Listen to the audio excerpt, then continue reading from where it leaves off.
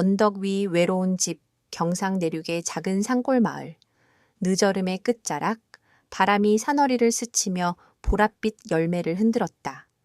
마을 사람들은 그 열매를 오래전부터 심로이지라 불러왔다. 햇볕을 오래 품으면 더 깊은 색을 띠고 손끝에 맺히는 단내가 오래 남는 그런 열매. 김혜숙 55. 나무 창틀이 삐걱거릴 때마다 혼자 사는 집의 고요가 한층 도드라졌다. 남편은 몇 해째 타지에서 돈을 벌고 아이들은 서울에서 바빠서 명절에도 얼굴 보기가 어렵다. 그녀는 새벽마다 장독대 뚜껑을 열고 우물물로 마당을 쓸고 말린 허브를 뒤집고 마침내 바구니를 들고 언덕으로 오른다.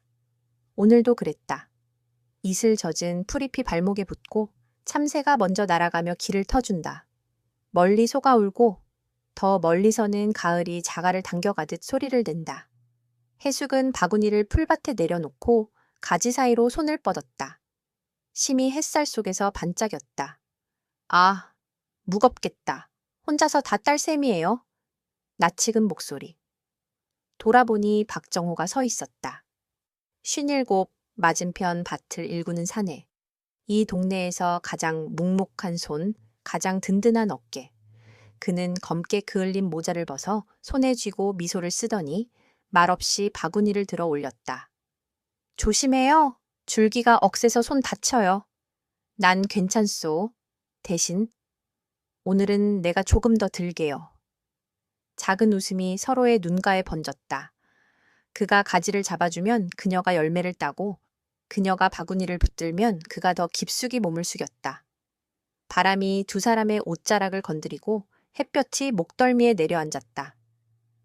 정호 씨는 밤에 잠 잘 와요? 해숙이 불쑥 물었다. 가끔. 잠이 얕아져서 새벽에 눈이 떠지곤 하지요. 나도 그래요. 새벽 4시만 되면 꼭 누가 깨우는 것처럼 눈이 떠져요. 그 시간의 집은 너무 조용해서. 조용하면 마음이 더 시끄러워지지요. 말끝이 느리게 언덕 위로 흩어졌다. 해숙은 손가락에 맺힌 보랏빛 즙을 바라보았다. 단내가 올라왔고 혀끝이 무의식적으로 입술을 스쳤다. 정호는 그 동작을 보지 못한 채 했지만 잠시 시선을 옆으로 틀며 모굴대를 한 번 삼켰다. 오늘 저녁 심술 보려면 집으로 조금 가져갈래요?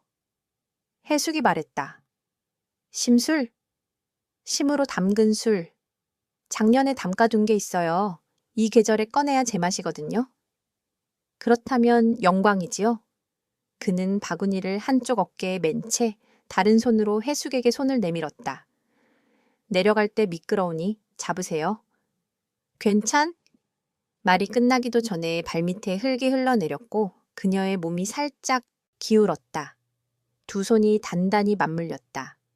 굵은 굳은 살, 햇볕과 흙을 오래 묻힌 손. 해숙의 손등을 감싸는 그 온기는 생각보다 뜨거웠다. 둘은 한동안 말이 없었다.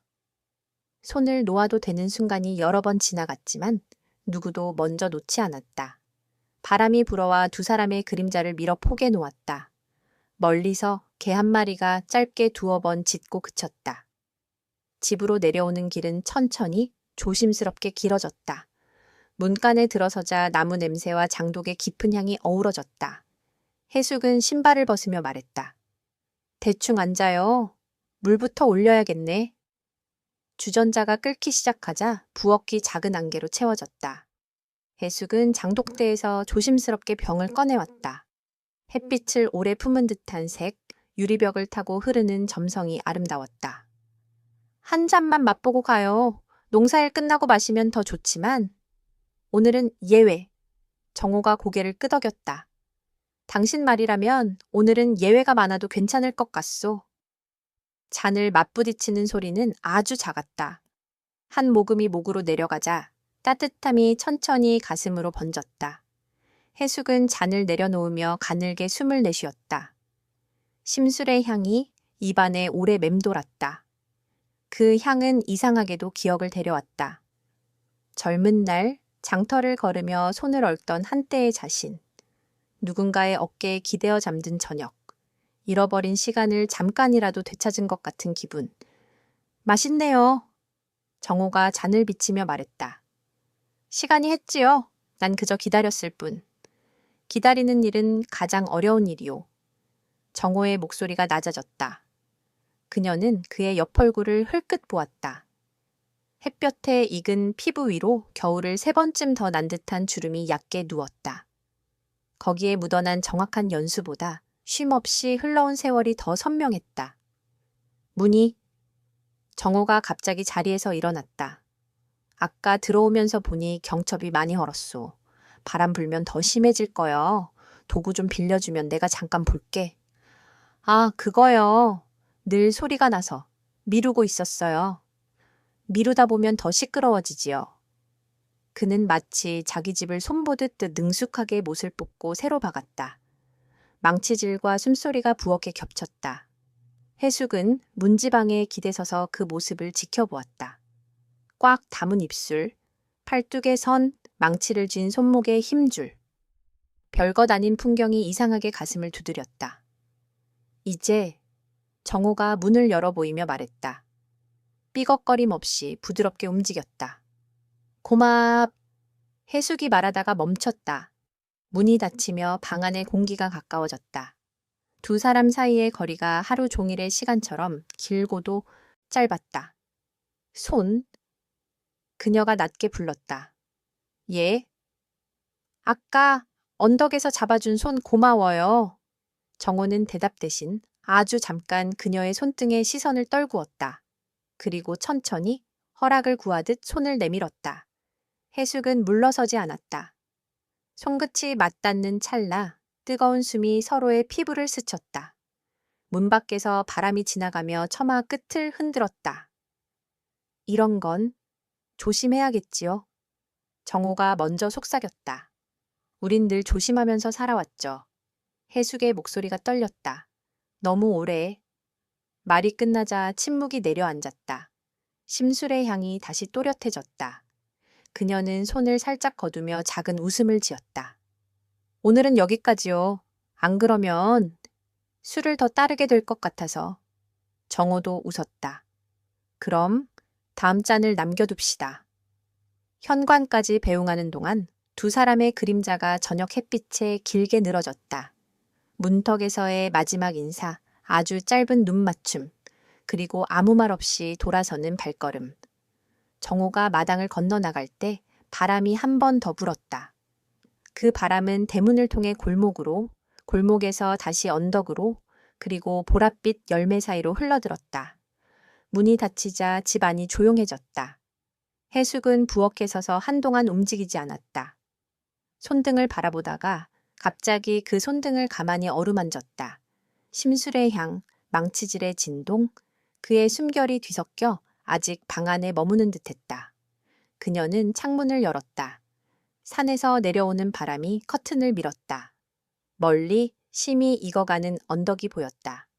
보랏빛, 오래 기다려야만 얻을 수 있는 색. 해숙은 그 색을 천천히, 아주 천천히 가슴 깊이 들이켰다. 밤이 오고 있었다. 심술과 잠들지 않는 마음 저녁이 내렸다. 첫 빗방울이 처마 끝을 두드리자 부엌의 등잔불이 더 또렷해졌다. 김혜숙은 질 좋은 유리병을 꺼내 걸레로 닦고 장독대에서 조심스럽게 심술을 들여왔다. 작년 가을 보랏빛 열매를 손가락 물들이며 담근 술. 마당의 감나무 잎을 스치는 바람과 함께 익어온 시간의 향이 병 안에 응축되어 있었다. 문이 2번 조심스럽게 두드려졌다. 들어오세요. 문이 열리자 박정호가 젖은 우산을 접으며 서 있었다. 어깨가 빗물에 젖어 빛났다. 오는 길에 비가 더 굵어졌네요. 수건 여기 있어요. 먼저 마르고 앉아요. 그는 어색한 웃음을 지으며 수건을 받아들었다. 해숙은 무심한 듯 손을 뻗어 그의 어깨를 한번 쓸어주었다. 수건을 건네는 순간 손끝에 전해지는 천이 조금 느리게, 그러나 분명히 남았다. 주전자에서 물이 끓는 소리가 숨을 고르는 듯 잦아들었다.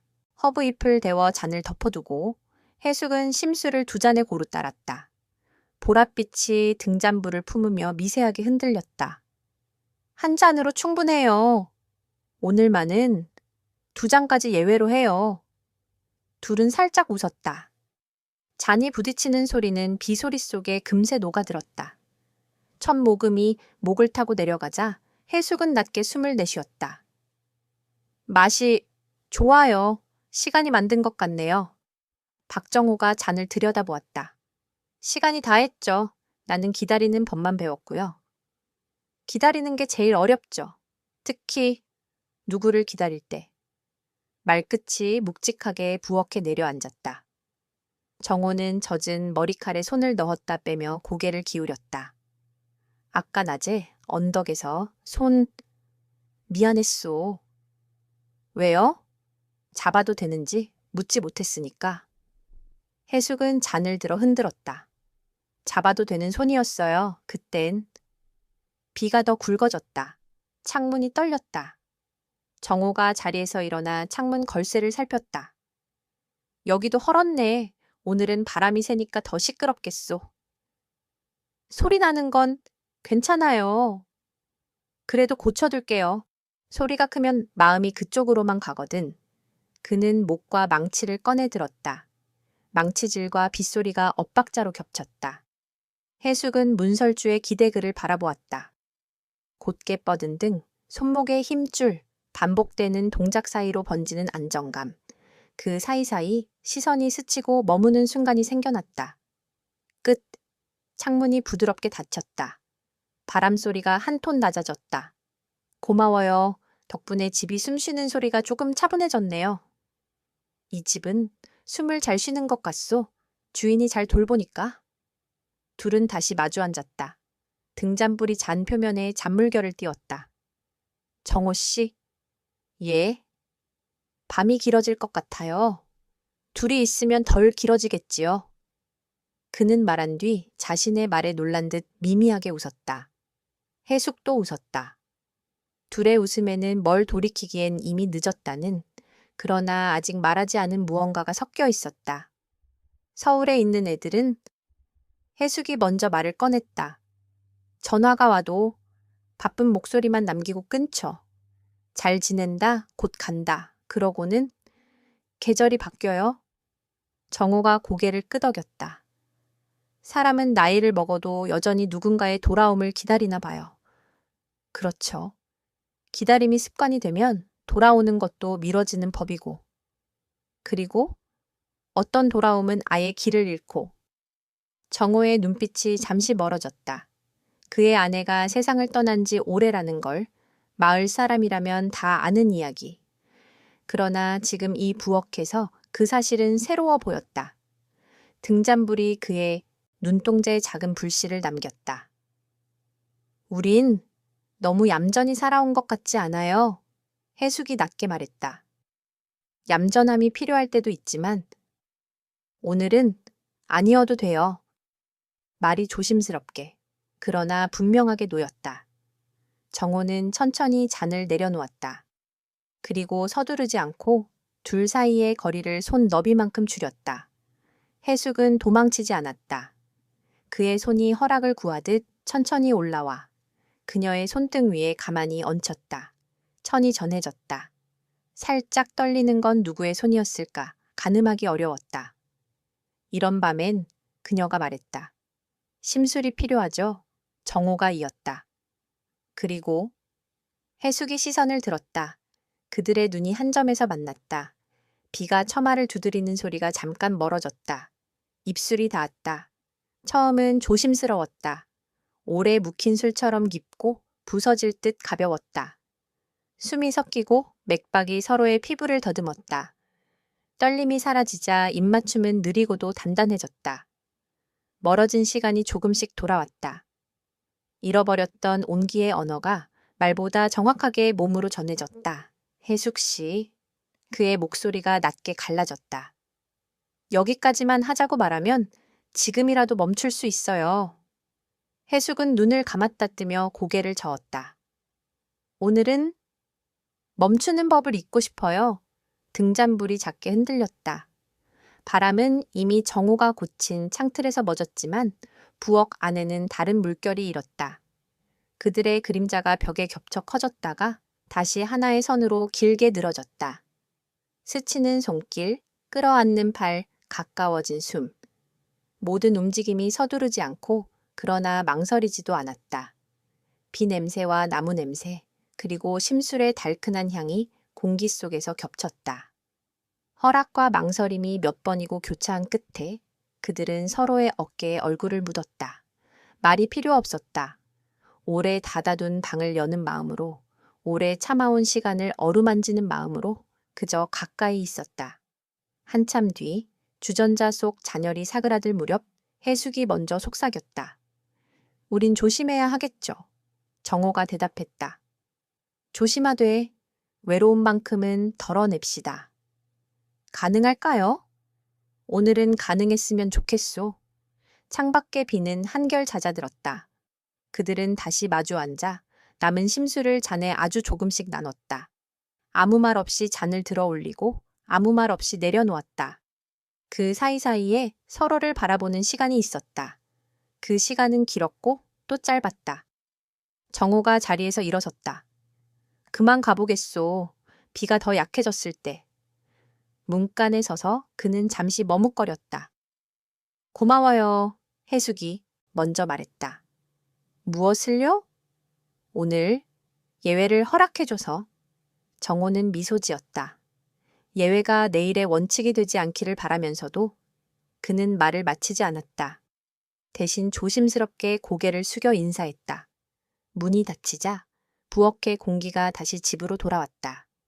해숙은 등잔불을 조금 낮추었다. 불꽃이 작아지며 방금 전의 그림자를 천천히 걷어냈다. 그녀는 빈 잔을 바라보다가 마지막에 잔을 입술에 대는 흉내만 내고 내려놓았다. 창문을 통해 산비가 얇게 내려앉는 언덕이 보였다. 보랏빛 열매는 비를 맞아 더 짙어졌다. 그녀는 속으로 아주 작은 목소리로 중얼거렸다. 오늘 밤은 길지 않았어. 비가 그칠 기색을 보였다. 오래된 부엌에 불이 붙다 해가 기울 무렵 산등성이 뒤로 밑이 세우며 들었다. 바람결에 말린 허브가 소리를 내고 장독대 뚜껑이 낮게 떨렸다. 김혜숙은 장작을 두어 토막 더 끼워 넣고 아궁이에 불을 붙였다. 마른 솔가지가 툭 하고 터지며 불씨가 살아났다. 오늘은 추워질 모양이네. 혼잣말처럼 흘린 소리가 부엌의 나무벽에 부딪혀 다시 돌아왔다. 문을 두드리는 노크 소리가 3번. 들어오세요. 박정호가 문을 열고 들어섰다. 그의 어깨에는 들에서 막 따온 몽 한 단과 생강이 걸쳐 있었다. 밭에서 캐다가 생각이 나서요. 국 끓이면 좋겠다 싶어서. 잘 왔어요. 오늘은 국이 그리웠거든요. 정호는 신발을 벗고 마룻바닥을 조심스레 밟았다. 아궁이 앞에 불빛이 그의 얼굴 가장자리를 따뜻하게 물들였다. 창틀은 그럭저럭 버티나요? 어젯밤에 고쳐준 뒤로 조용해요. 집이 사람 말을 알아듣는 것 같아요. 그가 웃었다. 말 잘 듣는 집이네요. 둘은 자연스럽게 제자리를 찾았다. 해숙은 주전자에 물을 올리고 무와 생강을 씻어 썰었다. 정호가 도마를 잡아주었다. 칼이 나무에 닿는 소리, 아궁이 속 장작 부딪히는 소리, 밖에서 닭이 날개를 터는 소리가 한 겹씩 얹혔다. 생각해봤어요. 해숙이 불을 살피며 말했다. 무엇을요? 어젯밤 우리가 만든 예외. 정호의 손이 잠깐 멈췄다. 후회합니까? 후회는 아니에요. 그녀가 조용히 고개를 저었다. 다만 오래 닫아둔 문을 여는 일은 여는 순간보다 그 다음이 더 어렵더라고요. 그럼 오늘은 문지방에 앉아만 있을까요? 그의 말에 해숙이 피식 웃었다. 앉아있기만 해도 마음은 이미 넘어가죠. 국물이 끓기 시작했다. 생강 냄새가 먼저 피어올랐고 뒤이어 무의 달큰함이 부엌을 채웠다. 해숙은 심술을 아주 조금 따라 작은 잔을 2개 꺼냈다. 오늘은 3모금만. 예외 중에도 원칙이 있군요. 잔이 닿는 소리가 가볍게 울렸다. 정호 씨? 예. 사람의 마음은 왜 불 같을까요? 그는 잔을 내려놓으며 말했다. 불은 손을 대게도 하지만 살게도 하니까요. 살게도 한다. 그녀가 그 말을 한 번 더 굴렸다. 그럼 되지 않게 불 옆에 바짝 붙어 앉아볼까요? 정호가 고개를 들었다. 그의 눈동자의 불빛이 조그맣게 흔들렸다. 내가 먼저 앉아도 될까요? 네. 해숙의 대답은 짧고 선명했다. 둘은 아궁이 앞에 나란히 앉았다. 불길이 장작을 핥으며 자라났고 불빛이 벽을 타고 숨쉬듯 흔들렸다. 그녀의 앞치마 끈이 언뜻 풀릴 듯 느슨해져 있었고 정호의 손등에 그 빛이 흐르게 흘렀다. 추워요? 아니요. 불 때문인지 아니면 그녀는 끝을 흐렸다. 정호가 천천히 그녀를 바라보았다. 아니면요? 당신 때문인지. 말이 작은 불씨처럼 떨어지자 침묵이 그 주위를 따뜻하게 감쌌다. 정호는 손을 들었다가 멈췄다. 허락을 구하는 손이었다. 해숙은 아주 살짝 고개를 끄덕였다. 손끝이 손등에 닿았다. 그 단순한 접촉만으로 심장이 불꽃 밑에 수처럼 뜨거워지는 걸 둘 다 알아차렸다. 우린 조심해야 해요. 조심하겠습니다. 하지만 오늘은요? 불을 꺼뜨리진 말아요. 입술이 만났다. 처음엔 불길과 거리를 재듯 조심스러웠고 곧 불에 말린 장작처럼 재빨리 열을 품었다. 그들의 숨이 얇게 섞여들고 어깨와 어깨가 살짝 기댔다. 해숙의 손이 정호의 셔츠 단축구멍을 더듬다가 멈췄다. 여기까지일까요? 그녀가 속삭였다. 정호가 웃었다. 문지방에 앉아만 있겠다던 사람이 먼저 묻네요. 대답은요? 여기서부터. 그렇게 말하고 싶습니다. 그는 서두르지 않았다. 허락을 확인하듯 손이 그녀의 팔을 타고 어깨로 올라가 느리게 멈췄다. 해숙은 눈을 감았다. 오래 굳어 있었던 부분들이 불 앞에서 풀리는 느낌이었다. 앞치마 끈이 스르르 내려가 바닥에 부딪히는 소리가 얇게 났다. 불빛이 하나의 선처럼 길어져 두 사람의 가슴께를 물들였다. 해숙 씨. 응. 당신이 원하지 않으면 지금이라도 원해요. 짧은 대답에 오래 참아온 시간이 한꺼번에 방향을 틀었다. 부엌은 장작 타는 냄새와 무국의 김, 생강의 알싸함, 그리고 심술의 달큰함으로 가득 찼다. 그 사이를 헤치듯 서로의 숨이 오갔다. 그들이 내는 소리는 크지 않았지만 불길은 마치 알아들은 듯 더 환해졌다. 나무벽에 비친 그림자가 겹치고 겹쳐 하나의 형태로 길게 늘어졌다. 한동안은 말이 없었다.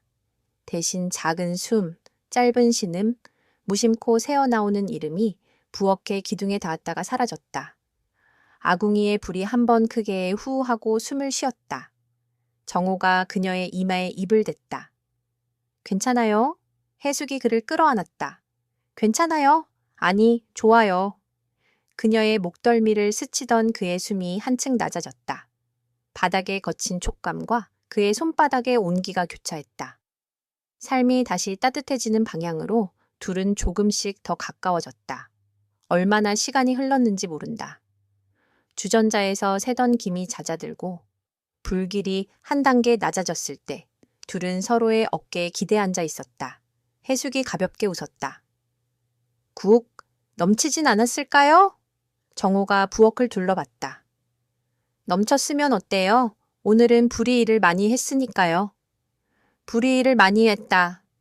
그녀가 중얼거렸다. 우리도요. 그는 일어나 그릇을 가져왔고 무국을 한 국자씩 떠서 나누어 주었다. 김이 피어오르는 그릇을 들고 두 사람은 아궁이 앞에 다시 나란히 앉았다. 뜨거우니까 천천히. 그녀가 말했다. 천천히. 오늘 우리가 배운 말이네요. 한 숟가락이 목을 타고 내려갔다. 생강의 매운 끝이 혀를 스치고 무의 단맛이 뒤따라왔다. 해숙은 그 맛이 어딘가 낯익다고 느꼈다. 오래 버텨온 계절이 드디어 제 힘을 내는 맛. 이제 어떻게 해야 할까요? 그녀가 물었다. 정호는 잠시 생각하다가 고개를 기울였다. 소문은 바람보다 빠르지요. 그래서 더 천천히, 더 조용히. 그럼에도 오늘의 불은 기억합시다. 그의 답이 선명하게 떨어졌다. 피하려 하지 않는 눈빛이었다. 문 밖에서 누군가의 발소리가 먼 듯 스쳤다가 사라졌다. 둘은 동시에 고개를 들었다가 서로를 바라보고 다시 미소를 나눴다. 내일은? 정호가 말했다. 내일은? 햇볕이 좋으면 심을 따러 갑시다. 대낮의 언덕에서 아무 일도 없었다는 얼굴로. 해숙이 고개를 끄덕였다. 아무 일도 없었지만 모든 일이 있었던 얼굴로. 불길이 마지막으로 한 번 크게 일렁였다. 그녀는 그 불길을 눈으로 천천히 배웅했다. 오래된 부엌이 다시 조용해졌다. 그러나 조용함 속에는 방금 전의 온기가 남아 벽과 그릇과 바닥과 두 사람의 사이사이에 은근히 스며 있었다. 정호가 자리에서 일어났다. 이만 가보겠습니다. 불은 내가 줄여놓고 갈게요. 고마워요. 문 앞에서 그가 잠깐 멈췄다. 오늘의 예외가 우리를 다치게 하지 않기를. 해숙이 답했다. 불을 다루는 법을 배우면 따뜻해질 거예요. 문이 닫히고 밤이 집 안으로 천천히 흘러들었다. 해숙은 아궁이 앞에 혼자 남아 손을 내밀었다. 아직 식지 않은 온기가 손바닥에 닿았다. 그녀는 그 온기를 천천히 가슴으로 끌어당겼다. 밖에서는 산바람이 언덕을 쓰다듬고 보랏빛 열매가 어둠 속에서 더 깊은 색을 익혀갔다. 그리고 아주 조용한 미소가 그녀의 입가에 번졌다. 불은 아직 살아있었다. 대낮의 언덕, 숨이 멎는 순간 햇빛은 대낮의 거울처럼 반짝였다. 산빛 아래 심 잎사귀들이 바람에 뒤집힐 때마다 은빛과 초록이 번갈아가며 번쩍였고 벌 한 마리가 낮게 웅웅거리며 지나갔다. 마을 어귀에서는 경웅이 소리가 한 번 멀어지듯 깔렸다. 김혜숙은 바구니를 팔에 끼고 오솔길을 올랐다. 오늘은 일부러 한낮을 골랐다. 사람들이 밖과 장터에 흩어지는 시간, 대놓고 아무렇지 않은 얼굴을 하고 있으면 더 의심받지 않을 거라고 그녀는 그렇게 믿고 싶었다. 오르막이 조금 가팔라지는 지점, 오래된 소나무 아래에 빨간 끈이 매여 있었다. 약속의 표식. 왔군요. 나무십 사이에서 박정호가 걸어 나왔다. 볕에 탄 팔뚝이 선명했다. 사람이 많을 줄 알았는데. 생각보다 조용하네요. 해숙이 주변을 살폈다. 바람이 일하는 날이죠. 다들 빨래를 널거나 장에 나갔을 거예요. 그럼 우리도 일하러 왔다고 해요. 심 따는 일. 정호가 웃었다. 오늘은 그 일이 가장 중요하겠죠. 둘은 나란히 덤불 속으로 더 깊숙이 들어갔다. 햇빛이 잎사귀를 통과해 바닥에 동전처럼 박혔다. 발끝이 그 동전들을 조심스레 건드렸다. 어젯밤 이후로 정호가 입을 뗐다가 말을 갈무리했다. 많이 생각했죠? 말을 아껴야 한다는 생각을 했습니다. 말을 아껴도 해숙은 바구니를 내려놓고 그의 눈을 보았다. 마음은 소리가 커져요. 바람이 한번 크게 지나갔다. 잎사귀가 서로 부딪히며 작은 박수 소리를 냈다. 둘은 가지를 붙잡고 열매를 땄다. 보랏빛이 손끝으로 번졌다. 한동안은 아무 말도 없었다. 덤불 아래로 내려앉은 고요가 둘 사이의 숨결에 맞춰 얕게 흔들렸다. 물 좀 마셔요. 해숙이 물병을 건넸다. 정호가 병을 받아들고 한 모금 넘긴 뒤 조심스레 되물었다. 어제 후회합니까? 당신은요? 후회라기보다 조심의 모양을 생각했어요. 조심의 모양? 멀어지는 걸 조심하는 게 아니라 가까워지는 걸 예의 바르게 만드는 모양. 해숙은 잠시 웃다가 시선을 떨구었다. 손목의 심, 즙이 무늬처럼 번져 있었다. 그 모양 예쁘겠네요. 그의 손이 천천히 허락을 구하듯 그녀의 손목으로 다가왔다. 즙이 묻은 피부 위로 손가락이 가볍게 지나갔다. 그녀의 호흡이 반박자 느려졌다. 대낮이라 더 위험해요. 대낮이라? 얼굴을 더 똑바로 보게 되네요. 그 짧은 말 뒤로 그들의 그림자가 한 곳에 겹쳤다. 정호가 한 걸음 다가서자 해숙의 등은 심나무 굵은 줄기에 닿았다. 거친 나무 껍질이 등 너머로 전해졌고 손에 쥔 잎사귀 하나가 바스락 소리를 냈다. 여기서 네, 아무 일 없었던 얼굴을 잠깐만 잊읍시다. 그의 입술이 그녀의 입술에 닿았다. 햇볕이 뜨거운 숨을 더 데웠다. 처음은 아주 얕았고 곧 더 깊어졌다. 입맞춤이 길어지며 입 그림자가 얼굴을 어루만졌다. 손이 허리로, 어깨로, 뒷목에 가는 머리칼로 옮겨갔다. 그녀의 손끝은 그가 입고 온 셔츠의 단단한 결을 더듬었다. 가까워진 심장 소리가 귓속의 벌소리와 섞여 더 짙은 운금을 만들었다. 그때였다. 여기 위냐? 낮고 거친 목소리가 언덕 아래서 들려왔다. 남자 둘쯤 되는 발소리, 자갈이 굴러내리는 마찰음. 해숙이 본능적으로 몸을 굳혔다. 정호가 그녀를 끌어안듯 더 가까이 붙였다. 그의 손바닥이 살짝 그녀의 볼을 감쌌다. 숨이 얕아졌다. 아까 봤을 땐 저쪽 밭에 있었는데. 쉬었다 가자. 더우니깐. 목소리는 어림잡아 20걸음 아래에서 멈췄다. 하나, 둘, 셋. 시간이 유리처럼 얇게 늘어났다. 벌 한 마리가 잎사귀를 스치고 지나가며 작은 그림자를 만들었다. 심 열매 하나가 뚝 떨어져 해숙의 손목에 다시금 보랏빛을 튕겼다. 그 방울이 심장 박동에 맞춰 미세하게 떨렸다. 쉿! 정호의 입술이 그녀의 귓불을 스치듯 속삭였다. 그의 숨이 부서져 들어왔다. 잠시 후 발소리는 다시 움직이기 시작했고 반대편 비탈로 멀어졌다. 거기 아니네. 내려가자. 소리가 완전히 사라졌을 때까지 둘은 그대로 붙어 서 있었다. 나무 껍질의 거친 감촉, 셔츠 천이 피부에 닿는 촉감, 그리고 서로의 맥박. 모든 것이 한 가지 결로 모였다. 우린 해숙이 먼저 숨을 내쉬었다. 정말 조심해야 해요. 그래요. 정호가 대답했지만 그의 손은 여전히 그녀의 허리에서 떨어질 줄 몰랐다. 근데, 네. 방금은 조심히 우리를 더 가까이 데려왔어요. 말이 끝나기도 전에 이번에는 그녀가 먼저 그를 당겼다. 입술이 다시 만나자 낮에 열기가 달아올랐다. 햇빛이 잎사귀 사이로 쏟아지고 보랏빛이 눈꺼풀 안쪽으로 스며들듯 번졌다. 그들의 숨결이 인맥을 흔들었다. 허리가 나무에 살짝 결리도록 세상이 좁아졌다. 시간은 또 한 번 유리처럼 길게 늘었다가 손끝의 떨림으로 깨졌다. 잠깐의 고요 후 둘은 천천히 떨어졌다. 해숙은 어깨에 내려앉은 잎사귀를 털어냈다. 정호가 손수건을 꺼내 그녀의 손목을 닦아 주었다. 보랏빛 얼룩이 완전히 지워지지 않았다. 자국이 남네요. 괜찮아요. 그녀가 미소 지었다.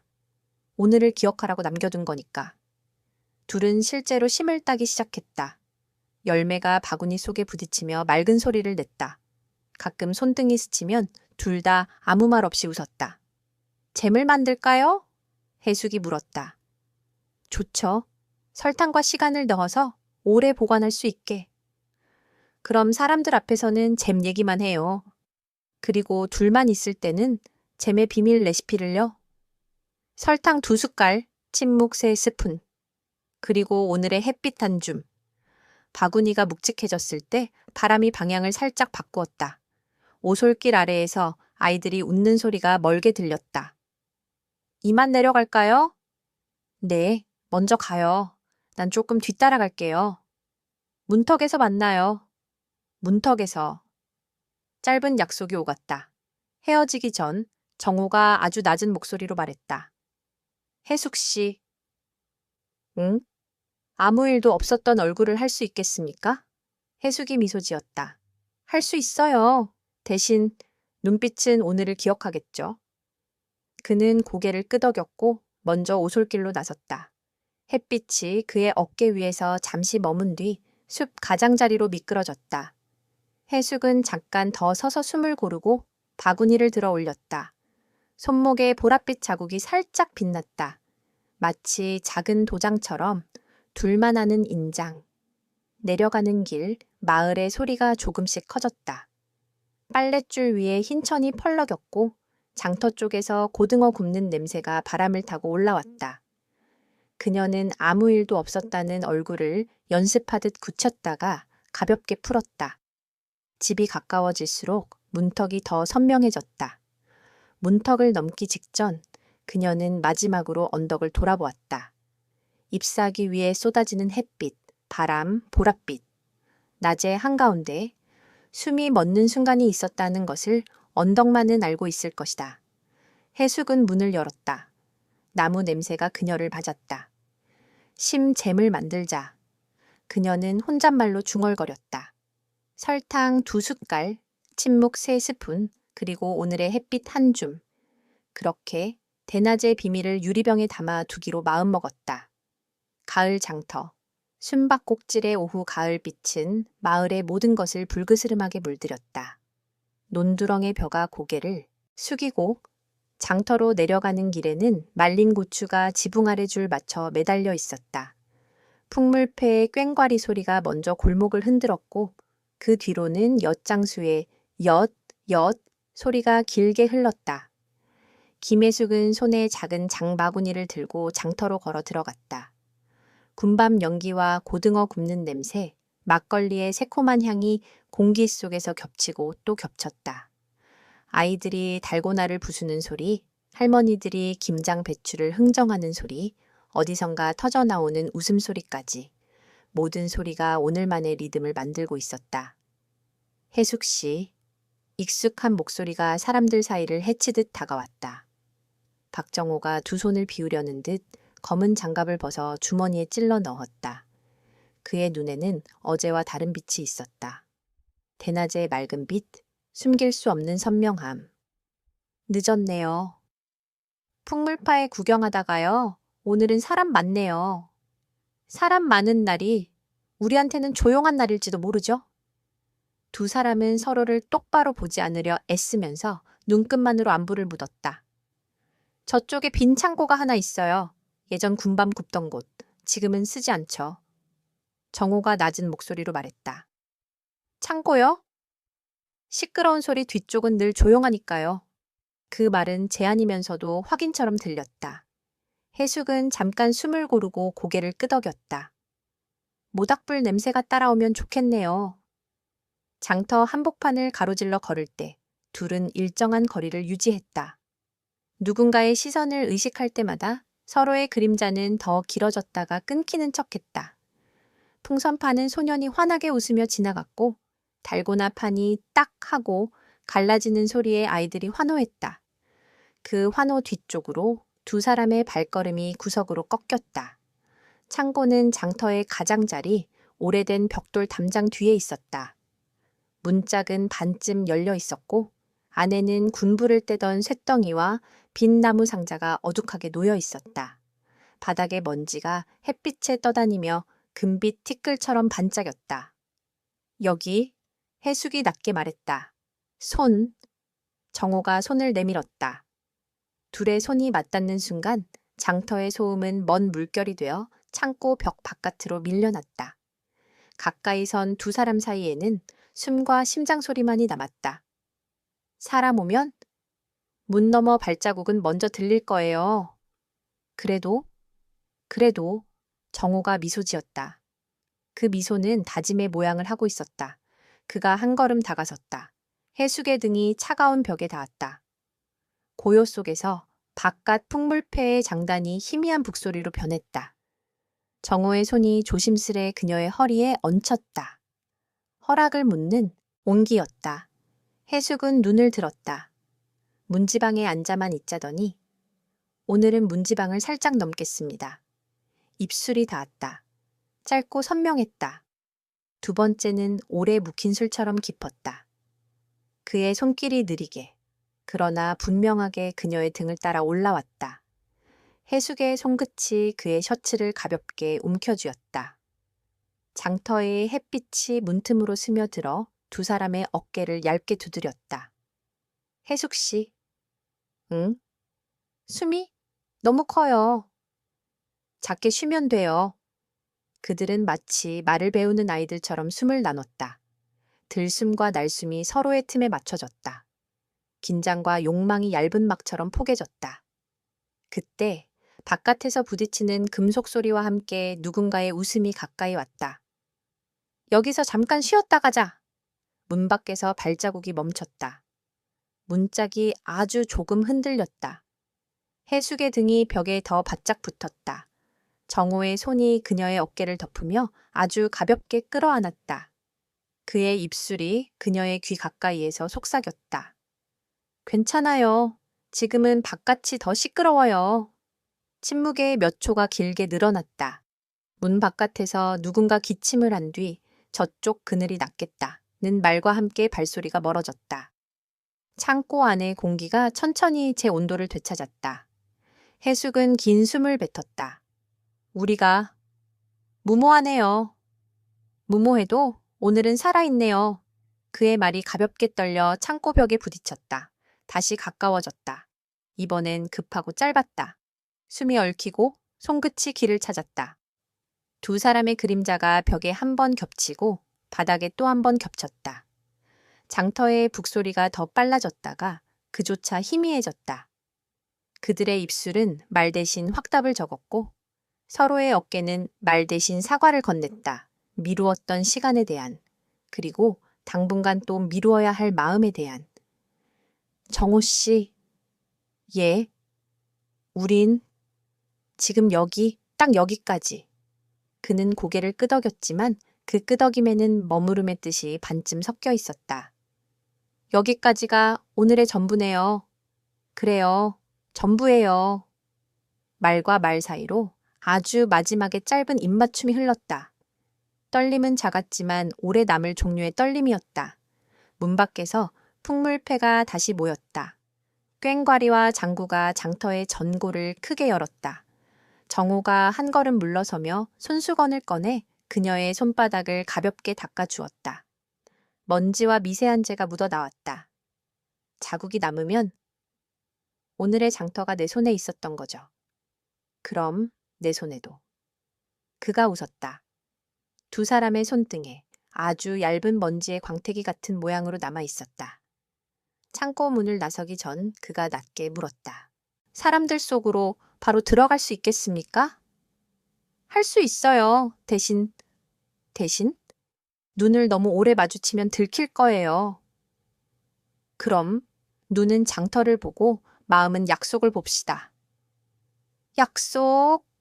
해가 기울 때 대문 앞 아무 일 없었다는 얼굴로 해숙이 눈웃음을 지었다. 그리고 아무 일도 없었다는 말투로 둘은 서로 다른 방향으로 창고를 빠져나왔다.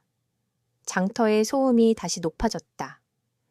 고구마 간이 트럭 앞에서 누군가가 흥정을 하고 아이들이 솜사탕 봉투를 휘두르며 뛰어다녔다. 해숙은 잔치상처럼 차려진 김치 부스 옆을 지나 엿장수 앞에서 잠깐 멈춰 섰다.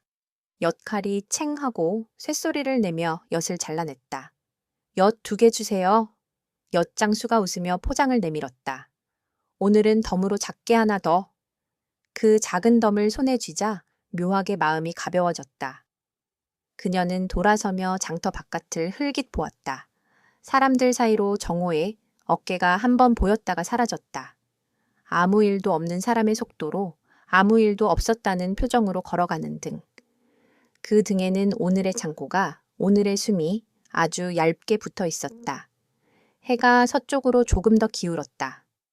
장터의 그림자가 길어지기 시작했다. 해숙은 장바구니를 가볍게 들었다. 군밤 몇 봉지와 말린 대추, 그리고 작게 잘라준 엿. 바람이 엿봉투를 스치자 단내가 조금 새어나왔다. 그 냄새를 맡으며 그녀는 문득 생각했다. 설탕 2숟갈, 침묵 3스푼, 오늘의 햇빛 1줌, 그리고 방금의 약속 반줌. 집으로 돌아가는 길, 골목에 아이들이 연을 날리려다 실패하고 웃었다. 하늘은 맑았고 구름은 가벼웠다. 집이 가까워지자 목조 건물의 그림자가 문턱까지 길어졌다. 해숙은 잠시 멈춰 그 그림자를 밟았다. 아무 일도 없었다. 그녀는 작은 소리로 중얼거렸다.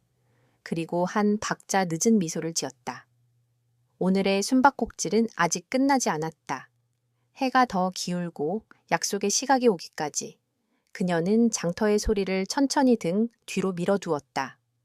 문을 열자 나무 냄새와 낮의 햇볕이 집안에 정직하게 남아 있었다. 그녀는 엿 봉투를 식탁 위에 올려두고 물 한 주전자에 불을 올렸다.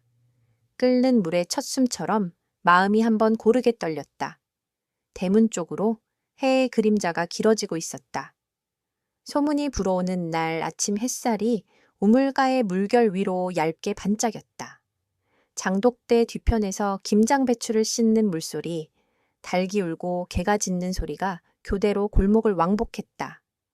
마을 어귀의 다방 겸 구멍가게 앞 평상에는 할머니 둘이 앉아 보리차 김을 쐬듯 말들을 두고 있었다. 어제 장터에 사람 참 많았지. 그러게. 근데 말이야. 빈 창고 쪽에서 누가 나왔다더라.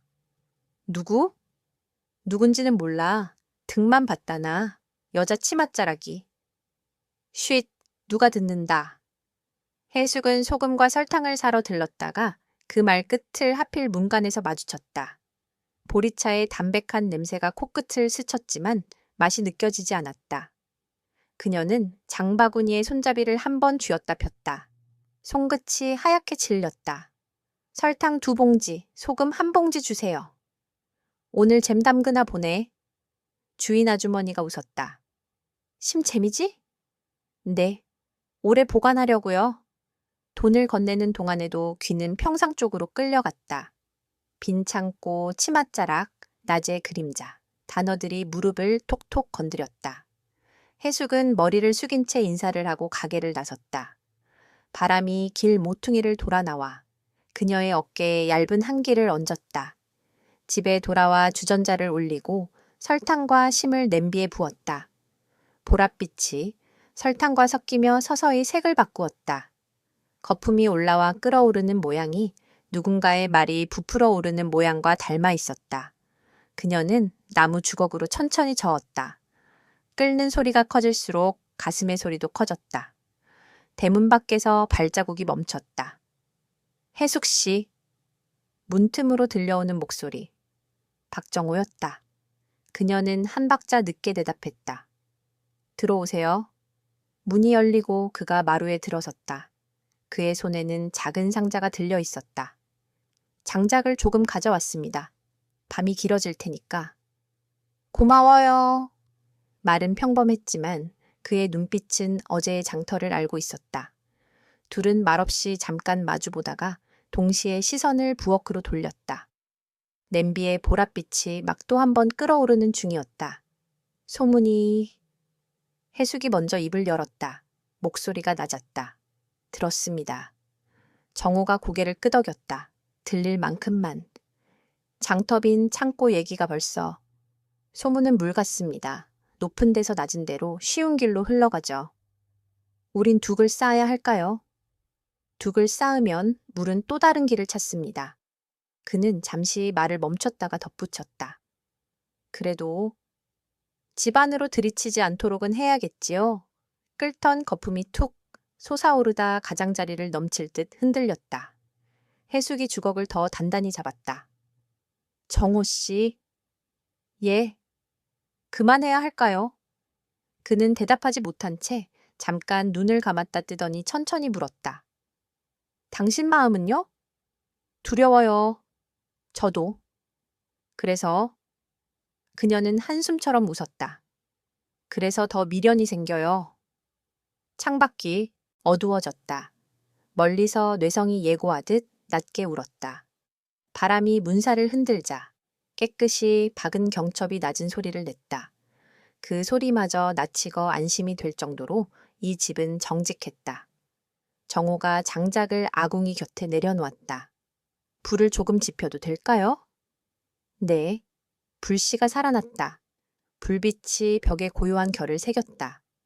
해숙은 잼불을 낮추고 등잔불을 올렸다. 방 안의 색이 따뜻해지자 그녀의 얼굴선도 조금 풀렸다. 하지만 눈가에는 여전히 긴장이 엷은 잔선처럼 남았다. 우리가 잘못한 걸까요? 해숙이 물었다. 잘못과 살아있음이 늘 같은 편은 아니더군요. 그럼 우리는 어느 편이죠? 당신 옆. 짧은 답이었다. 그 말은 판결이 아니라 맹세에 가까웠다. 그녀는 고개를 숙였다가 주걱을 내려놓았다. 손등에 보랏빛 얼룩이 여전히 얇게 남아 있었다. 오늘 아침에 소문을 들었을 때 나도 모르게 손이 떨렸어요. 미안합니다. 왜 당신이 미안하죠? 내가 당신 손을 떨리게 한 사람이니까. 그 말에 그녀는 웃었다. 눈물과 웃음이 같은 자리에서 번졌다. 손을 떨리게 한 게 나쁜 일만은 아니었으면 좋겠네요. 천둥이 가까워졌다. 빗방울이 처마를 똑똑 두드리기 시작했다. 정호가 창틀을 한 번 더 살폈다. 오늘은 비가 우리 편이네요. 시끄러운 날은 마음이 덜 들키죠. 그는 조심스레 다가와 허락을 구하듯 손을 내밀었다. 그녀는 물러서지 않았다. 손과 손이 맞닿았다. 이번엔 오래 떨지 않았다. 한 번 흔들린 물이 제 그릇을 알게 된 것처럼 온기가 알맞게 자리를 잡았다. 그만할까요? 그가 다시 묻자 그녀가 고개를 저었다. 지금은? 소문보다 우리 숨을 먼저 들을래요. 입술이 닿았다. 비가 소리를 키웠고 불빛이 조금 더 따뜻해졌다. 입맞춤은 서두르지 않았지만 망설이지도 않았다. 어제 창고에서 남긴 예외가 오늘은 집안에서 천천히 모양을 갖췄다. 그녀가 그의 어깨를 감싸 앉아 그의 숨이 낮게 흔들렸다. 혜숙 씨. 우린 조심하자고 했죠. 그래서 더 부드럽게. 말이 끝나자 팔과 어깨, 등과 허리, 서로가 서로의 무게를 받아들였다. 촉박한 설명 대신 오래 닫아둔 문이 안쪽에서 열리는 소리, 옷깃 스치는 천의 소리, 이마와 뺨과 입술이 더 깊이 다가가며 두려움이 조금씩 물러났다. 번개가 잠깐 방을 하얗게 비췄다가 사라졌다. 어둠은 다시 따뜻했다. 벽에 겹친 그림자는 하나의 윤곽으로 길어졌다. 불길이 툭 하고 씨앗을 터뜨리듯 소리를 내고 그 사이로 둘의 호흡이 규칙을 맞췄다. 얼마나 시간이 흘렀을까. 빗소리가 한 톤 낮아지고 불길이 좀 더 깊숙이 가라앉았을 때 둘은 아궁이 앞에 나란히 앉아 있었다. 그녀의 머리카락 몇 가닥이 그의 손끝에 감겼다. 그는 조심스레 그 가닥을 귀 뒤로 넘겨주었다. 괜찮아요. 응. 그녀는 짧게 웃었다. 살아있어요. 둘은 말없이 한동안 비를 들었다.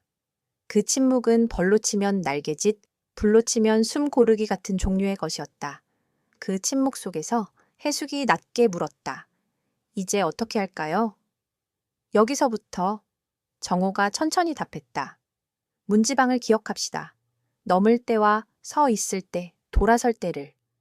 소문은요? 소문은 우리가 모르는 곳에서 커질 겁니다. 하지만 우리가 아는 곳을 잡고 단단하게 지켜요. 그는 일어나 재매불을 더 낮췄다. 냄비 안보랏빛이 잔잔해졌다. 설탕 2숟갈, 침묵 3스푼. 그가 미소 지었다. 그리고 오늘 밤의 빗소리 한 줌. 레시피가 점점 좋아지네요. 문 밖으로 누군가 지나가는 발소리가 희미하게 스쳤다. 두 사람은 동시에 눈을 마주쳤다가 아무 말 없이 고개를 끄덕였다. 비가 소리를 조금 더 키웠다. 발소리는 곧 물에 씻겨 내려가듯 사라졌다. 늦은 밤 빗줄기가 가늘어졌을 때 정호가 자리에서 일어났다. 가보겠습니다. 조심해서. 문턱에서 그는 잠깐 멈췄다. 오늘을 내일의 잘못으로 만들지 않겠습니다. 나도요. 그는 고개를 숙여 인사했고 빗냄새 속으로 발걸음을 감추었다.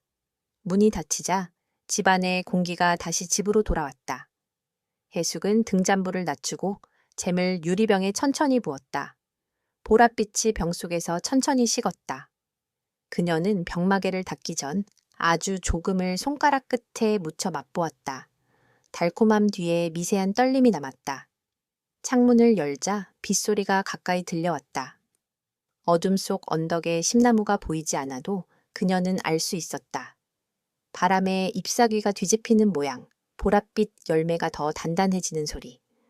소문은 바람을 타고 불어오겠지만 오늘 밤에 숨은 집 안 어딘가에서 오래 식지 않으리라는 것을. 그녀는 병을 장식장 맨 안쪽 칸에 올려두었다. 설탕 2숟갈, 침묵 3스푼, 오늘의 빗소리 1줌, 그리고 서로를 덜 떨리게 해준 약속 반줌. 불은 잔여를 남기고 있었다. 해숙은 손을 내밀어 그 온기를 잠시 손바닥에 담았다. 살아있음은 그 온기만큼 또렷했다. 달빛 아래 심히 익는 밤 달이 일찍 떴다. 장독대 옆 감나무 잎마다 젖빛이 고이고 마당 끝 우물에는 하늘이 얇은 접시처럼 엎질러져 있었다. 골목 어귀에 개가 한두 번 낮게 짖더니 곧 잠잠해졌다. 마을은 추수철의 피로를 다 풀어버린 사람처럼 깊게 숨을 쉬었다. 김혜숙은 등불을 켜지 않았다. 밝으면 밝을수록 마음이 들키는 밤들이 있다. 그녀는 얇은 쇼를 어깨에 두르고 대문 빗장을 소리나지 않게 들어 올렸다. 빛 대신 달이 길을 열어주었다. 발끝에 이슬이 묻었다. 심나무가 있는 언덕까지는 서너 번의 숨 고르기가 필요했다. 소나무 아래 약속의 빨간 끈이 바람에 가늘게 흔들렸다. 왔군요. 박정호가 나무 그림자에서 걸어 나왔다. 달빛 아래 그의 얼굴선은 낮보다 또렷했다. 조금 늦었어요. 오늘은 달이 길을 잘 비춰줘서 늦은 것도 금방 따라잡겠네요. 둘은 말 대신 함께 언덕을 올랐다. 잎사귀가 서로 닿을 때마다 달빛이 잔물결처럼 흩어졌다. 바람이 불어오자 익어가는 심의 단내가 아주 희미하게 올라왔다. 그녀는 작은 병을 꺼냈다. 조금 가져왔어요. 심술. 밤엔 한 모금이 집이 되지요. 병마개가 딱 하고 밀려났다. 허락처럼 들리는 소리였다. 그들은 조심스럽게 잔을 나눠 마셨다. 한 모금이 목을 타고 내려가자 해숙은 낮은 숨을 내쉬었다. 오늘 소문 얘기를 또 들었어요. 나도. 낮은 다들 조용한 척하면서 귀가 길어지더군요. 우린 어떤 척을 해야 하죠? 정호가 달을 한번 올려다봤다. 아무 일도 없었던 척. 하지만 마음은 서로를 배웅하는 척. 말끝이 잔잔하게 가라앉았다. 그 잔잔함 위로 귀뚜라미 소리가 얇게 올랐다. 그들은 풀이 덜 눕는 자리로 자리를 옮겨 앉았다. 달빛이 그녀의 목덜미에 얇은 길을 그었다. 정호가 그 빛을 따라가듯 시선을 낮추었다. 해숙 씨. 응? 오늘은 조심을 다른 모양으로 해볼까요? 다른 모양? 멈춤이 아니라 부드러움으로. 그의 손이 허락을 구하듯 그녀의 손등 위에 내려앉았다. 따뜻한 온기가 천천히 옮겨갔다. 해숙은 눈을 들었다. 달빛 속에서 그의 눈동자가 깊었다. 우린 늘 문지방에서 머물렀죠. 오늘은 문지방을 손으로 쓰다듬고 조용히 넘어요. 입술이 닿았다. 달빛이 한번 흔들리고 입맞춤은 깊이를 배웠다. 밤 공기가 달고 차가웠다. 숨과 숨이 맞물리는 사이 그녀의 손끝이 그의 어깨를 불러냈다. 어깨 너머로 언덕의 그림자가 길어지고 잎사귀가 허락처럼 작게 떨렸다. 여기 괜찮을까요? 그녀가 속삭였다. 우릴 보는 건 달뿐이네요. 달은 말을 안 하죠. 하지만 빛은 남기지요. 그럼 빛이 알아듣지 못하게 천천히. 그는 서두르지 않았다. 팔이 그녀의 등을 감싸고 그녀는 그의 가슴에 천천히 기대었다. 두 사람의 온기가 겹쳐지자 풀잎에 맺힌 이슬이 조용히 흔들렸다. 그녀의 뺨에 스친 그의 숨이 한층 낮아졌다. 귀 뒤에 머리카락 몇 가닥이 달빛을 받아 얇게 번뜩였다. 그때 멀리서 개가 한 번 더 짖었다. 골짜기 쪽에서 누군가의 손전등 불빛이 잠깐 허공을 그었다가 사라졌다. 둘은 동시에 숨을 거두었다. 쉿! 정호가 아주 가볍게 속삭였다. 그의 입술이 그녀의 귓불을 스치고 말 대신 안심을 건넸다. 잠시의 기다림 끝에 어둠은 다시 제자리로 돌아왔다. 손전등은 다른 길을 택한 모양이었다. 그녀의 가슴이 조용히 내려앉았다. 우린 늘 이런 밤을 택하게 될까요? 아마도 낮의 말들보다 밤의 침묵이 우리 편이니까. 그럼 밤이 우리 집이네요. 그래서 내가 여기 있어요. 말이 끝나자 그녀는 그를 끌어당겼다. 이번에 입맞춤은 더 오래 머물렀다. 달빛이 어깨에서 목선으로 흘렀다. 그는 그녀의 손을 잡고 천천히 풀밭에 앉았다. 풀잎의 차가운 감촉 위로 몸의 온기가 옅은 무늬를 그렸다. 그녀가 그의 이름을 아주 작은 목소리로 불렀다. 이름은 달빛보다 느리고 바람보다 따뜻했다. 해숙 씨. 응? 무서우면 여기까지만. 오늘은 무섭다는 말도 조용히 눕혀둘래요. 그들은 서로의 숨을 들어 올리고 조심스럽게 내려놓았다. 서두르지 않는 가까움이 밤을 가득 채웠다. 옷깃이 스치는 얇은 소리, 손끝이 길을 찾는 더 얇은 소리. 그녀의 눈꺼풀 아래로 보랏빛 어둠이 한 겹 더 내려앉았다. 언덕의 심은 바람에 가볍게 흔들렸고 그 흔들림이 마치 축복처럼 느껴졌다. 얼마나 시간이 흘렀는지 모른다. 달은 조금 더 서쪽으로 기울었고 골짜기에서 안개가 아주 얇게 올라왔다. 그들은 옆으로 나란히 누워 하늘을 보았다. 별 하나가 느리게 흘렀다. 나 오늘 낮에 서울에서 전화 받았어요. 해숙이 먼저 말했다. 정호가 고개를 돌렸다. 서울? 추석 지나면 돌아온대요. 바람이 잠깐 멎었다. 그래요. 정호가 짧게 대답했다. 그 한마디엔 많은 시간이 접혀 있었다. 무서워요. 그런데 이상하게도 오늘 밤은 덜 무서워요. 누군가를 바라보는 눈이 있으면 어둠이 덜 어둡거든요. 그녀는 손목을 들어 달빛에 비춰 보였다. 며칠 전 남은 보랏빛 얼룩이 희미하게 보였다. 지워지려나 봐요. 그럼 오늘 밤의 표식을 하나 더 남깁시다. 소문에게 들키지 않을 모양으로. 그는 빨간 끈을 풀어 손가락 2마디만큼 잘라 그녀의 손목에 가볍게 묶었다. 매듭은 작고 단단했다. 이건 언덕의 비밀. 그리고 우리의 문지방. 그녀가 웃었다. 눈가가 촉촉했다. 달빛이 그 눈물의 테두리를 아주 얇게 그려주었다. 정호 씨. 예. 끝을 생각하지 않는 밤이 정말 있을까요? 끝을 모르는 밤은 없겠지요. 다만 오늘은 끝을 멀리 두고 시작을 가까이 둡시다. 시작. 매번 새로 시작하는 법을 우린 이미 배우고 있잖아요. 그들은 한동안 아무 말 없이 달을 보았다. 그 침묵은 벌레 울음과 섞여 더 깊어졌다. 그녀의 머리카락 끝이 그의 손등을 스쳤고 그는 그 가닥을 조심스레 귀 뒤로 넘겼다. 그 단순한 동작에 밤이 한층 부드러워졌다. 가야겠어요. 그녀가 먼저 몸을 일으켰다. 너무 늦으면 닭까지 우리를 의심할 것 같아서. 정호도 천천히 일어났다. 그녀의 어깨에 쇼를 더 단단히 여며 주었다. 내려가는 길에 돌부리가 있어요. 조심. 언제부터 내 길을 더 잘 알게 되었죠? 당신이 내 마음을 건너가기 시작한 때부터. 내려가는 길, 두 사람은 한두 걸음의 거리를 두었다. 그러나 그림자는 종종 포개졌다. 골목 입구가 보이자 그들은 약속처럼 멈춰섰다. 여기까지. 여기부터. 짧은 말이 밤 공기 속에서 서로의 자리로 돌아갔다. 문턱에서 정호가 낮게 말했다. 아무 일도 없던 말투로 그녀가 이었다. 하지만 눈빛은 오늘을 기억할 겁니다. 그는 미소 지었다. 그 눈빛을 보고 난 안심할 거예요. 그녀가 먼저 발을 떼었다. 대문이 가까워질수록 집안의 어둠이 더 친근해졌다. 빗장은 여전히 가벼웠다.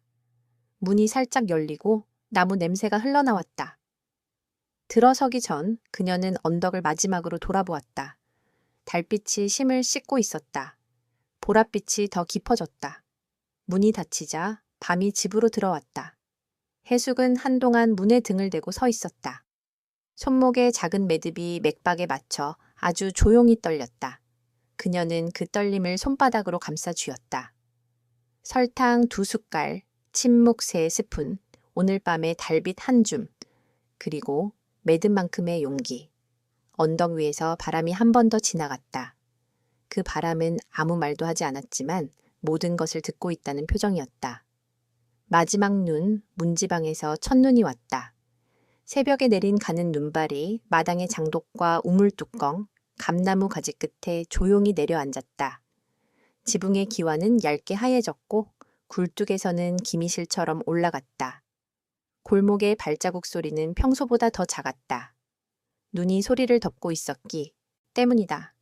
전화는 아침 물을 길러오기 전 뜻밖의 울렸다. 나야. 멀리서 들려오는 목소리. 오래된 이름. 추석 지나고 미뤄졌는데 이번 주 금요일 내려가. 기차가 오후에 도착해. 그래요. 조심히 와요. 입술에서 나온 말은 짧았고 손가락 마디는 오랫동안 쥐고 있던 그릇처럼 하얗게 질렸다. 전화를 끊고 나서도 한동안 그녀는 우물가에 서 있었다. 물결 위로 눈송이가 떨어져 동그라미 하나를 만들고 사라졌다. 부엌으로 돌아와 등잔을 손봤다. 장작을 조금 더, 불은 조금 덜.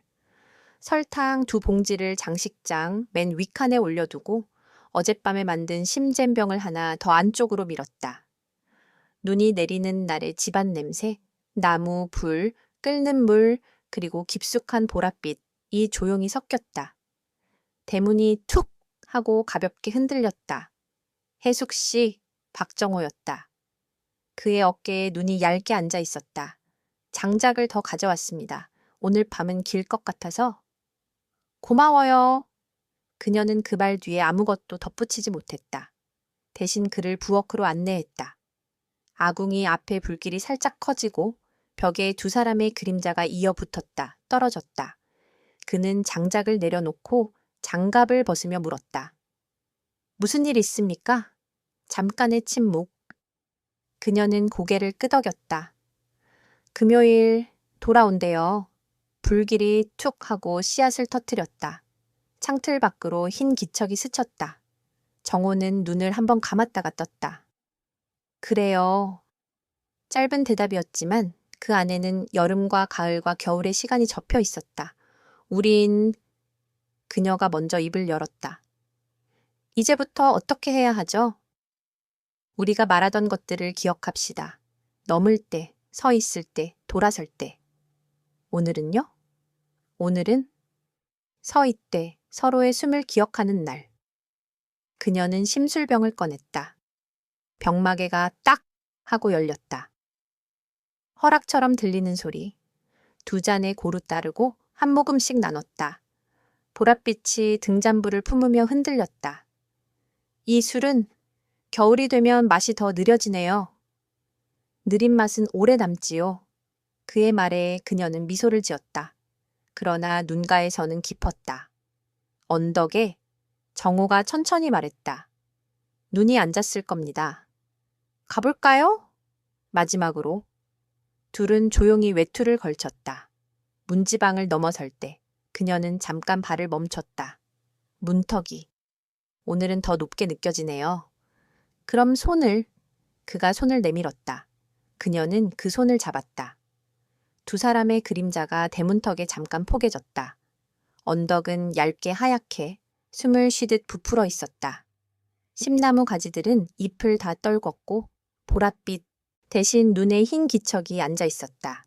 숨을 내쉬면 하얀 것이 잠깐 피어나고 사라졌다. 조용하네요. 소문도 발소리도 오늘은 눈 속에서 길을 잃었습니다. 소나무 아래 빨간 끈이 아직 남아 있었다. 지난밤 그녀의 손목에 묶었던 짧은 매듭이 떠올랐다. 그녀는 손목을 만지작거리다가 가볍게 숨을 쉬었다. 정호 씨. 예. 우린 잘못과 살아있음 사이에서 어느 편에 서 있었을까요? 그는 대답 대신 그녀의 어깨에 쇼를 더 여며주었다. 오늘은 따뜻한 편에 서 있읍시다. 그는 서두르지 않았다. 눈 위에 무릎이 살짝 잠기도록 다가서서 그녀를 조심스레 안았다. 차가운 위로 온기가 퍼졌다. 그녀의 뺨이 그의 가슴에 닿았다. 심장의 박동이 겨울 공기를 천천히 덮였다. 무서우면 말해요. 오늘은 무섭다는 말도 쉬게 둘래요. 입술이 닿았다. 겨울 공기 속에서 더 또렷해지는 오래 묵힌 술 같은 맛. 숨과 숨이 겨울의 흰 입김으로 모양을 가졌다가 흩어졌다. 그녀의 손끝이 그의 어깨에 천천히 머물렀다. 눈송이 몇 개가 그의 머리칼 사이로 사뿐히 내려앉았다. 세상은 작고 둘의 온기만은 크게. 여기 괜찮을까요? 그녀가 낮게 물었다. 우릴 보는 건 눈뿐이네요. 눈은 빛만 남기죠. 그 빛이 말이 되기 전에 우린 천천히. 그의 손길이 허락을 다시 묻듯 그녀의 등을 감쌌다. 그녀는 눈을 감았다. 긴장과 두려움과 미련이 한 겹씩 벗겨져 눈 위에 얇게 누웠다. 아무것도 설명하지 않는 손길, 모든 것을 말하는 숨. 그 가까움은 서두르지 않았고 그렇다고 물러서지도 않았다. 겨울의 한복판에서 그들은 마지막 열을 서로에게 나눴다. 얼마나 시간이 지났는지 알 수 없었다. 바람이 방향을 바꾸고 하늘의 밝기가 한 톤 낮아졌을 때 둘은 나란히 숨을 고르고 서 있었다. 그녀의 눈가에 작은 물기가 맺혔다. 눈물인지 눈인지 분간이 어려웠다. 괜찮아요? 그녀가 고개를 끄덕였다. 살아있어요. 그 말은 선언 같았고 작별의 연습 같기도 했다. 그는 빨간 끈을 떼어 손에 감았다. 이건 언덕에 두고 가요. 그녀가 말했다. 우리가 여기 있었음을 우리만 알게. 그는 고개를 끄덕이며 끈을 나무 껍질 틈에 조심스레 끼워 넣었다. 바람이 잠깐 스쳤다가 멎었다. 금요일에 그녀가 입술을 다렸다.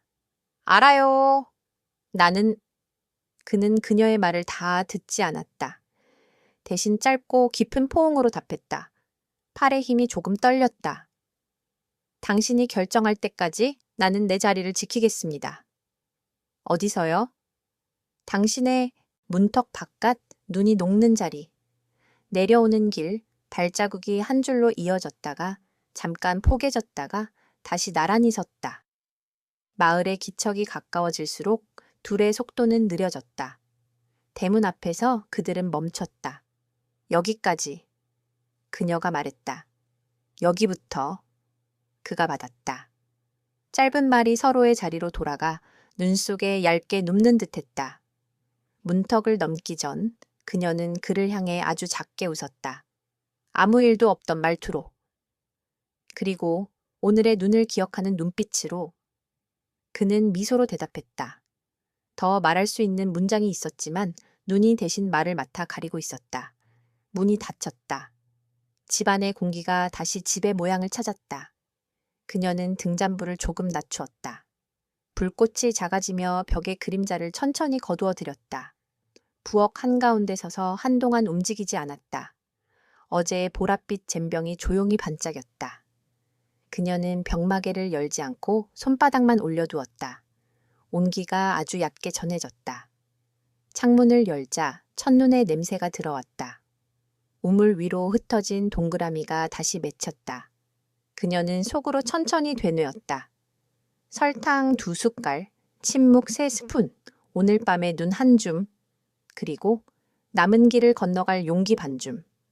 먼 데서 기차의 긴 휘파람이 아주 얇게 들린 듯했다. 아니, 바람 소리였을지도. 그녀는 대문 쪽으로 한 걸음 내디뎠다가 멈췄다. 손이 빗장 위에서 잠깐 머물렀다. 빗장은 가벼웠고 눈은 더 가벼웠다. 그녀는 천천히 손을 거두었다. 불을 낮추고 외투를 벗어 걸고 잼병을 장식장의 가장 안쪽 칸에 밀어 넣었다. 그 유리의 반짝임 속에 하얀 오후와 보랏빛 여름이 겹쳐 있었다. 언덕은 눈으로 숨을 쉬었다. 발자국은 곧 덮일 것이다. 그리고 그녀는 문턱에서 아주 조용히 다음 숨을 골랐다.